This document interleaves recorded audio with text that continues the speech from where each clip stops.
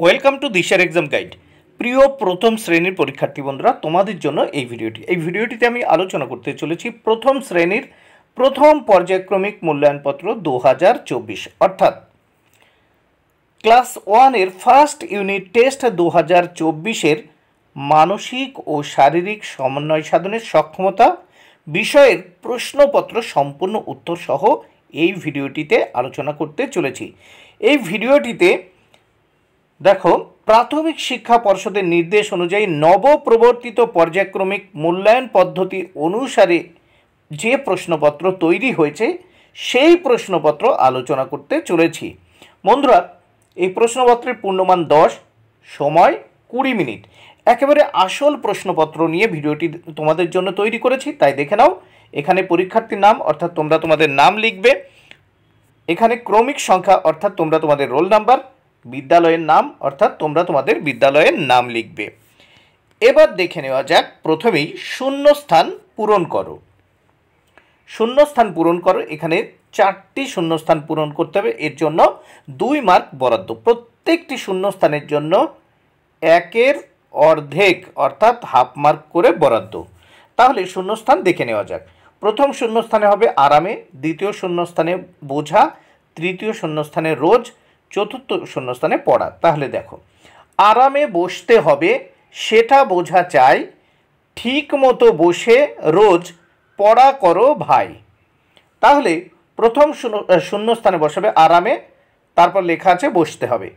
তারপর দেখো, দ্বিতীয় শূন্যস্থানে বোঝা সেটা বোঝা চাই, তৃতীয় শূন্যস্থানে রোজ ঠিক মতো বসে রোজ, চতুর্থ শূন্যস্থানে পড়া পড়া করো ভাই।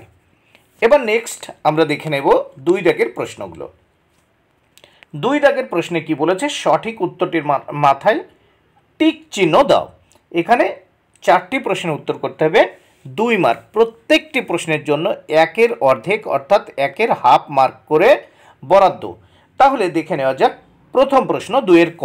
জাতীয় পতাকায় উত্তর দেখো 3টি রং থাকে। খতে সাবধান অবস্থায় পায়ের পাতা ভি আকৃতি হয়। দেখো, প্রত্যেকটির ওপর টিক চিহ্ন দিয়ে রেখেছি, সঠিক উত্তরের মাথায় টিক চিহ্ন দিয়ে রেখেছি। গদাগ দীর্ঘ লম্ফন হলো লাফানোর ভঙ্গি। ঘ বাবার বড়কে বলে জেঠু, বাবার বড়কে বলে জেঠু। বন্ধুরা, এবার আমরা দেখে নেব এই প্রশ্নপত্রের পরের পৃষ্ঠা অর্থাৎ পরের পাতার প্রশ্ন ও উত্তরগুলো। তাহলে দেখে নেওয়া যাক 3 দাগের প্রশ্ন।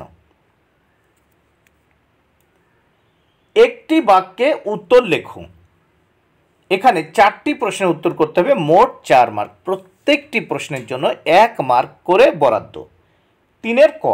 আমাদের জাতীয় সঙ্গীত কে লিখেছেন? উত্তর, আমাদের জাতীয় সঙ্গীত লিখেছেন কবিগুরু রবীন্দ্রনাথ ঠাকুর।